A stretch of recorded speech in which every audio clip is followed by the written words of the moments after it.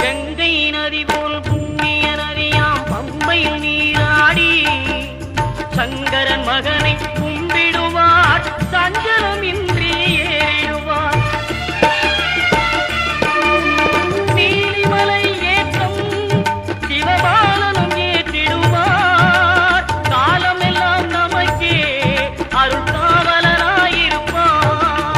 தேகபலம் தா பாதபலம் தா தேகபலம் தா பாதபலம் தா தேகபலம் தா